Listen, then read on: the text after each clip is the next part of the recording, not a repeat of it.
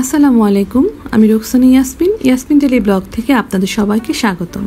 আশা করি সবাই ভালো আছেন, আমিও আলহামদুলিল্লাহ ভালো আছি। তো আজ আমি ছেলেদের জন্য রান্না করলাম ব্রয়লার মুরগি আলু ঝোল। আলু ছাড়া তো বাচ্চাদের চলেই না। তাহলে চলুন এই ব্রয়লার মুরগি কিভাবে আমি প্রসেসিং করি রান্নার আগে তা আপনাদের সাথে শেয়ার করি। কম বেশি আমরা সবাই ভালো করে রান্নার আগে মাংস ধুয়ে নিই, তবে আমি জানি না যে ব্রয়লার রান্না করার আগে সবাই এমনভাবে ধুয়ে নেয় কিনা। আমি মাংসগুলো কাটার পর একটি পাত্রে পানি দিয়ে চুলোয় দিয়ে দিয়েছি। ফুটে উঠবে এমন ভাব এলে নেড়ে চেড়ে নামিয়ে নিই। দেখুন কীরকম রঙের পানি বের হয়েছে। তারপর ঠান্ডা পানিতে আমি এগুলো ভালো করে ধুয়ে নিই। ধুয়ে নেবার পর এমনটি পরিষ্কার হবে, ঝুড়িতে পানি ঝরিয়ে নেব। আমরা মায়েরা আজকাল বাচ্চাদেরকে ব্রয়লার মুরগি খাওয়াতে চাই না, তবে একবার ভেবে দেখুন বিভিন্ন হোটেল রেস্তোরাঁতে কিন্তু ব্রয়লার মুরগি দিয়েই সব হচ্ছে। আমি একটি পাত্রে তেল গরম হবার পর তাতে পেঁয়াজ কুচি দিয়ে বাদামি রঙের করে ভেজে নিচ্ছি। পেঁয়াজ ভাজা হয়ে গেলে আমি তাতে আদা রসুন দিয়ে দিব।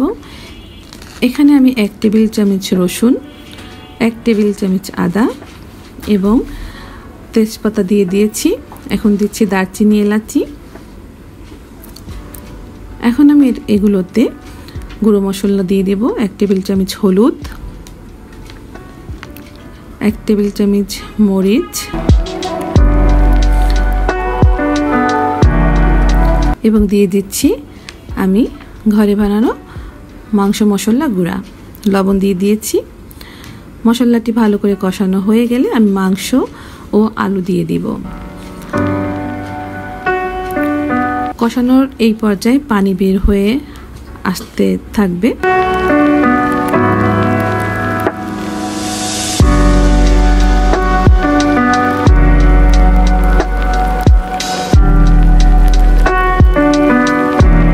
এ পর্যায়ে আমি টমেটো সস দিয়ে দিলাম এবং কতটুকু ঝোল রাখবো আন্দাজ করে পানি দিয়ে দিলাম। ভালো করে নাড়াচাড়া করে আমি এখন এখানে ঢাকনি দিয়ে দেব। কিছুক্ষণ পর ঢাকনি সরিয়ে আমি এবারে এলাচি গুঁড়ো দিয়ে দিচ্ছি। এখানে আমি এলাচি, দারচিনি এবং অল্প লবঙ্গ দিয়ে ভেজে গুঁড়ো করে নিয়েছি। এখন দিয়ে দেব ভাজা জিরার গুঁড়া।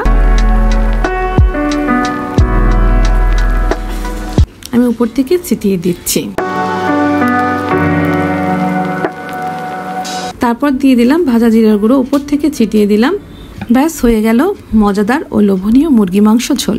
আমার একটি পেজ আছে, সেখানে আমার আরও মজার মজার ভিডিও পাবেন। ডেসক্রিপশন বক্স এবং বায়ো লিঙ্ক দেওয়া আছে, সবাই ফলো করে দিয়েন। তাহলে সবাই ভালো থাকবেন, পাশে থাকবেন। লাইক, কমেন্ট, সাবস্ক্রাইব তো অবশ্যই। ধন্যবাদ। আল্লাহ হাফেজ।